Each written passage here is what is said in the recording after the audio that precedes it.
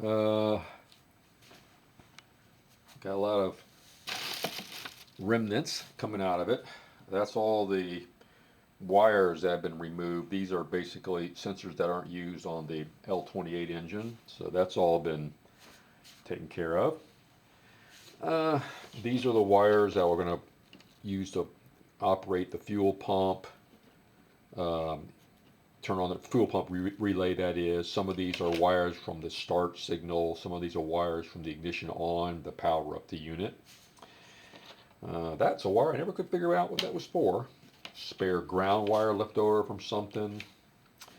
These are a bunch of power feeds that went to some of those sensors that have been removed that aren't used. So I haven't deleted them from the cabling yet because I'm not exactly sure if I might have to put them back into service. But for right now, they're out of the way. So they may end up being cut off, and then I'll make those nice and neat.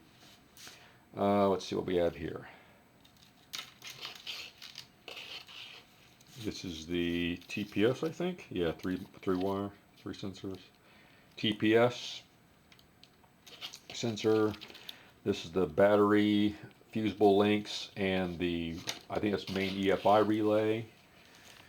There's a story behind this. I'll explain this in a minute. This is the power and the grounds for the injectors. There's an interesting story behind this. I'll explain that in a minute. Here's the grounds all bundled together. I believe this is the O2 sensor. Yep, that's the O2 sensor. Here's the MAF. Look how long that MAF lead is. That's enormous. I don't know why that was so long. And this is that says cylinder head temperature sensor. I'm not too sure about that. I'm going to have to verify that. I think it's the fuel temp sensor. There's the air regulator and the crank angle sensor and another ground. Now, story about this. This is very interesting. You have 6 injectors, so you should have 6 grounds and 6 power feeds. Well, I got 6 grounds, 6 green wires, and 2 power feeds. And another interesting little fact. This is what came off. That's one of them. Here's the other one. These are the injectors.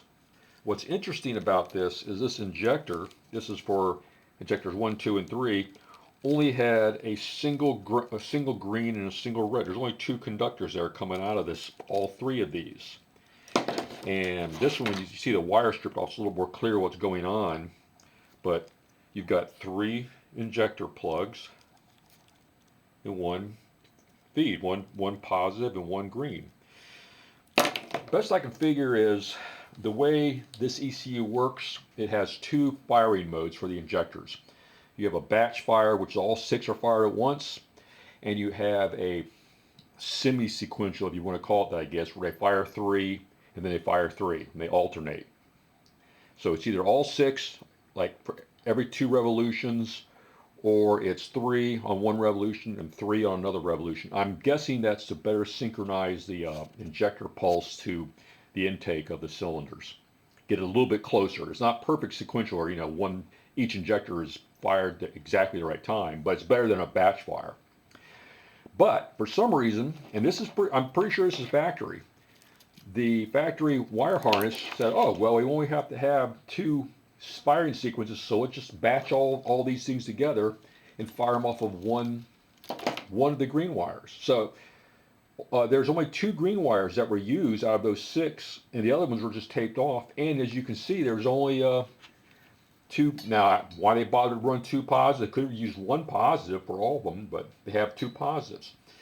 Anyway, what I'm going to end up doing is, and I don't like any of that, so I'm going to go ahead and run 6 individual grounds, 6 individual leads, and 6 individual pluses. And the reason I'm going to use 6 instead of 2 or 1 or whatever is because we want to be able to add a resistor pack to this, because you can have impedance mismatches, and there's a dropping resistors that you can install that lets you use low impedance injectors with a high impedance ECU.